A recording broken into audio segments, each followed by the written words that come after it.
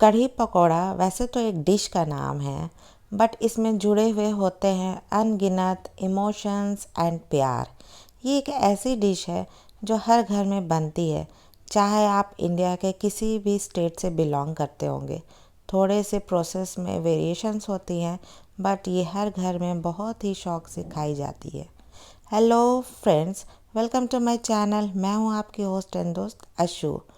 तो आज मैं जिस प्रोसेस से कढ़ी बनाती हूँ आप सबसे शेयर करूँगी। वीडियो में मैं ऐसा ट्रिक बताऊँगी जिससे आपकी कढ़ी कभी फटेगी नहीं और कढ़ी के पकोड़े भी बिल्कुल स्पॉन्जी एंड जूसी रहेंगे। तो फिर मेरे साथ बने रहिएगा। वीडियो पे आप अगर पहली बार आए हैं तो प्लीज़ इसे लाइक एंड सब्सक्राइब कर दीजिएगा फ्रेंड्स। और वीडियो के एंड में मैं एक किचन हैक है, इसलिए वीडियो एंड तक देखिएगा प्लीज़। कढ़ी के लिए मैंने 250 ग्राम दही लिया है और इसी दही में डालने के लिए मैंने लिया है बेसन 1 टेबलस्पून। नमक लिया है मैंने अपने स्वाद के अनुसार और हाफ़ टी स्पून मैंने हल्दी पाउडर लिया है। पकौड़ों के लिए मैंने बेसन 1 कप लिया है। पकौड़ों में मैं डालूँगी हाफ़ अनियन जिसको मैंने फाइनली चॉप कर लिया है। थोड़ी सी धनिया की पत्तियां हैं, इन्हें भी मैंने चॉप कर लिया है। हाफ़ इंच अदरक है और 2 हरी मिर्चें हैं, इन्हें भी मैंने महीन कट कर लिया है। अब मैं सारी सब्जियों को बेसन में ऐड कर लूँगी। अब मैं इसमें डालूँगी half tea spoon baking powder. इससे पकोड़े स्पॉन्जी बनेंगे। नमक अपने टेस्ट के अकॉर्डिंग डालना है। अब मैं इन सबको मिक्स कर लूँगी अच्छे से। हमें पानी को थोड़े थोड़े करके ऐड करना है। पानी हमें एक बार ज़्यादा नहीं डालना है, नहीं तो बेसन में लम्प्स पड़ जाएंगे और पकोड़े सॉफ्ट नहीं बनेंगे। ये देखिए पकोड़े का बैटर तैयार है। हमें इन बैटर से पकोड़े जल्दी फ्राई कर लेने हैं, क्योंकि हमें इसे ज़्यादा देर रखेंगे तो इसमें से पानी रिलीज़ हो जाएगा। एक कढ़ाई में मैंने 2 कप्स मस्टर्ड ऑयल को अच्छी तरह गर्म कर लिया है। ये देखिए मैं ये थोड़ा सा बेसन डालकर चेक कर रही हूँ कि तेल सही से गर्म हुआ है या नहीं। तेल ना तो बहुत ज़्यादा गर्म होना चाहिए, नहीं तो आपके पकोड़े ऊपर से पक जाएंगे और अंदर से कच्चे रह जाएंगे।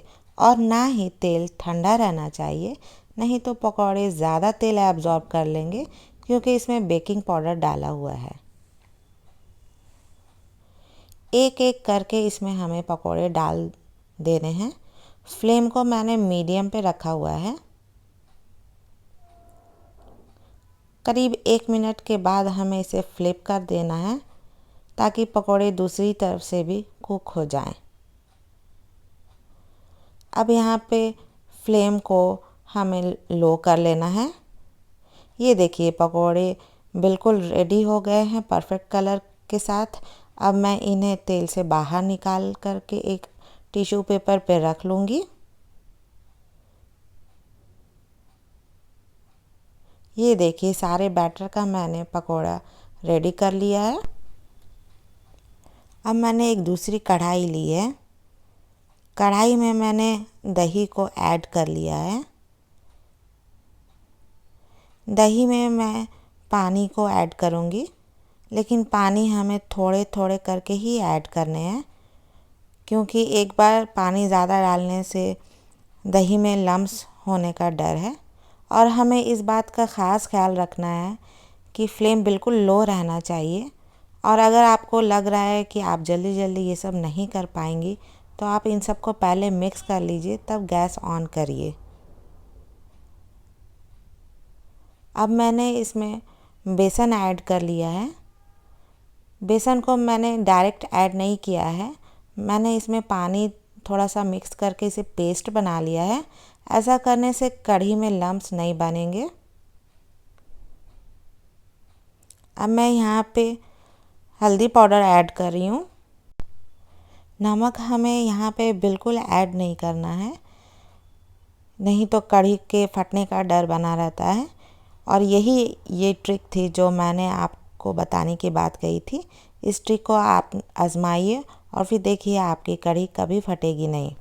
आप लोगों को लग रहा होगा फ्रेंड्स कि हल्दी डालने पर भी इसका कलर येलो नहीं हो रहा है। हल्दी जब कुक हो जाएगी तो अपना कलर दिखाएगी। ये देखिए 2 से 3 मिनट्स कुक होने के बाद कितना ही अच्छा कलर आया है। हमें इसमें 1-2 बॉयल देना है। फ्रेंड्स, मैं यहाँ पे एक चीज़ शूट करना भूल गई हूँ। यहाँ पे मैंने ½ टी स्पून लहसुन का पेस्ट भी ऐड किया है। लहसुन के पेस्ट को भी हमें कुछ देर कुक करना है। जब इसमें अच्छे से बॉयल आ जाए तो हमें फ्लेम को ऑफ कर देना है। फ्लेम ऑफ करने के बाद ही हमें इसमें नमक ऐड करना है फ्रेंड्स। देखिए कढ़ी नहीं फटी ना। कंसिस्टेंसी हमें इस वक्त थोड़ी पतली ही रखनी है, क्योंकि जब हम इसमें पकोड़े ऐड करेंगे तो पकोड़े कढ़ी के पानी को एब्जॉर्ब कर लेंगे। इसलिए इस टाइम थोड़ा सा हमें पतले के ही तरफ रखना है। अब मैं इसमें सारे पकोड़ों को ऐड कर रही हूँ। सारे पकोड़े कढ़ी में अच्छी तरह डिप हो जाने चाहिए। ये देखिए सारे पकोड़े कढ़ी में मिल गए हैं।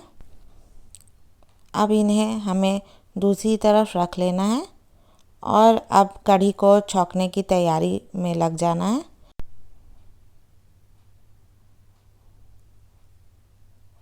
छौंका लगाने के लिए मैंने लिया है 1 टीस्पून येलो सरसों, 10 से 15 करी के पत्ते और 3 से 4 सूखी लाल मिर्च।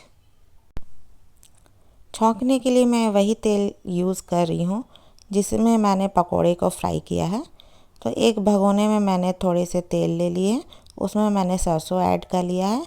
अब मैं इसमें लाल मिर्चें ऐड कर लूँगी और फिर मैं इसमें करी पत्ता ऐड कर लिया है। अब ये सारे छौंका को हमें कढ़ी में डाल देना है।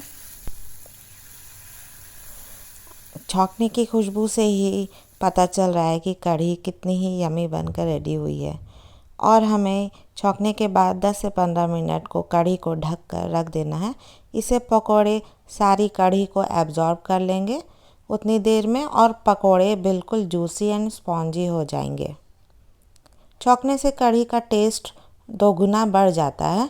कुछ लोग कढ़ी को पहले भी छौंक लेते हैं, फिर उसमें दही वगैरह डाल देते हैं, बट मैं इसी तरह से कुक करती हूँ। एंड में छौंका लगाने का जो टेस्ट है वो लाजवाब होता है। ये लीजिए कढ़ी बनकर रेडी हो गई है। इसे देखकर मुंह में पानी आ रहा है ना? यकीनन आता होगा। ये कढ़ी होती ही है इतनी लाजवाब। मेरे बच्चों की तो ये फेवरेट डिश है। बहुत ही शौक़ से पसंद करते हैं वो इसे खाना। बिल्कुल उसी तरह जैसे बचपन में मैं एक्साइटेड हुआ करती थी जब मेरी मम्मी कढ़ी बनाती थी। फ्रेंड्स, मेरी ये हम्बल रिक्वेस्ट है, मेरे चैनल को प्लीज़ सब्सक्राइब कर दें और लाइक एंड शेयर कर दीजिएगा अपने फ्रेंड्स एंड फैमिली में। बेल आइकन को प्लीज़ प्रेस कर दें ताकि मेरी वीडियोस की नोटिफिकेशंस आप तक पहुंच सके। Please friends, help me and support me. आप लोग बताइएगा मेरी प्रोसेस से बनाई हुई कढ़ी आप लोगों को कैसी लगी। फ्रेंड्स, आज का किचन टिप्स है, अगर आपके किचन स्लैब पे चींटियाँ बहुत ज़्यादा आ रही हैं तो स्लैब को क्लीन करिएगा विनेगर यानी सिरका से। फिर देखिएगा इसकी महक से चींटियाँ कैसे गायब हो जाती हैं। Thanks for watching.